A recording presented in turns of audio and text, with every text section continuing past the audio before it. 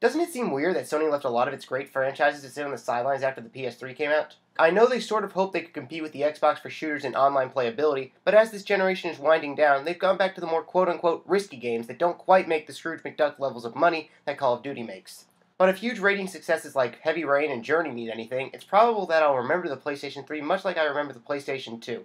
A great console that spawned truly beloved games even if none of them became standout giants that can define a system like Mario does for Nintendo or Master Chief for Xbox. That being said, nostalgia is what's being sold now, or if you're Nintendo, it's what you've always sold. And Sony must have finally realized this and has been trying to capitalize on this by re-releasing classics as HD upgrades and creating the financial flop PlayStation All-Stars Battle Royale. Their third prong in the trident was making new entries for its classic franchises, and that's where Sly Cooper Thieves in Time comes in.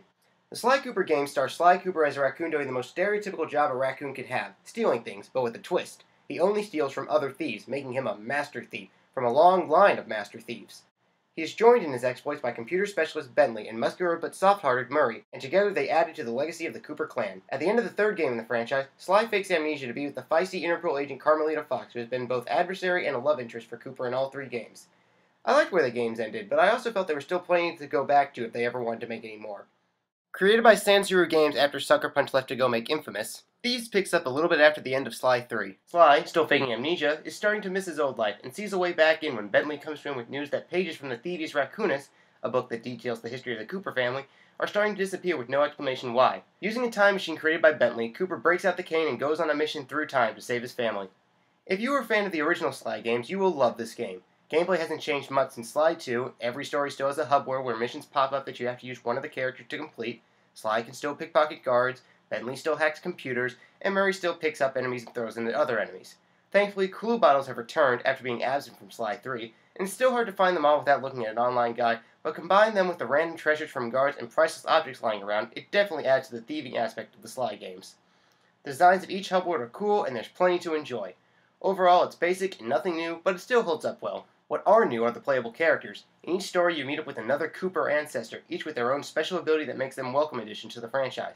They each have their own personality as well, and they just come alive because of this. My personal favorite is Sir Galth, Cooper's medieval ancestor that can't help charging into trouble and delivering lines that would make any Renaissance Fair attendee cringe. I've always found the interaction between the team funny enough, but these new team members help raise it to another level, especially when Carmelita shows up. The banter between her and all of the Coopers is just pure gold.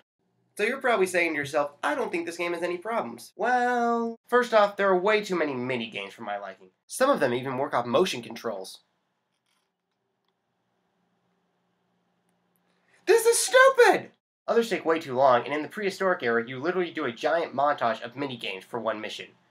I also wasn't completely enamored by the villain. The game kept hinting at something more for him, but in the end, he really doesn't come off as anything more than just another world boss.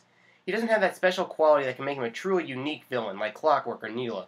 Plus, you beat him in a quick-time event, and not even a cool one like the Miss Ruby fight from the first game. This is a really small thing, but I kinda wish the game had demonstrated a little more reluctance on Sly's part to return to thieving after possibly finding a new life with Carmelita, especially since one of his relatives is actually retired when they find him. That would have been a nice little moment between a man and his ancestor, but then again, these games aren't really meant to be overly complex. Alright, mild spoilers here, so turn off your volume if you don't want to hear them. My biggest gripe, though, is probably the ending. It's not a bad ending, per se, but every other Sly game ended with a sense of loose closure, like, we could end the franchise here, but there's a chance we can return to it if we want. However, this game ends with a pretty clear message of, we're probably going to make another one. The major problem with this ending is that it doesn't let Sly make that ultimate choice. Continue thieving or spend a life with Carmelita, and after hearing so much about it throughout the game, you would think they would have given it a conclusion at least. Also, after seeing Bentley's after-credit scenes, I can pretty much predict the plot of the next game when they make it. Despite these gripes, Thieves in Time is still a great game. It's really fun and has a lot of creativity and heart that shows that Sansuru really loves the franchise, and want to see it continue. They didn't try to make any major departures from previous Sly games, and I appreciate them for it.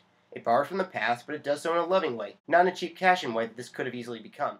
Even if the end is handled somewhat clumsily, all the time I put into finding treasures, collecting trophies, and reminding myself of why I love these games so much. Plus, it's like $40 as opposed to $60, so that's always good. Now, if I can just get a new game with our favorite eco-abusers, I'll pretend I wasn't upset with the Lost Colony. See you next time.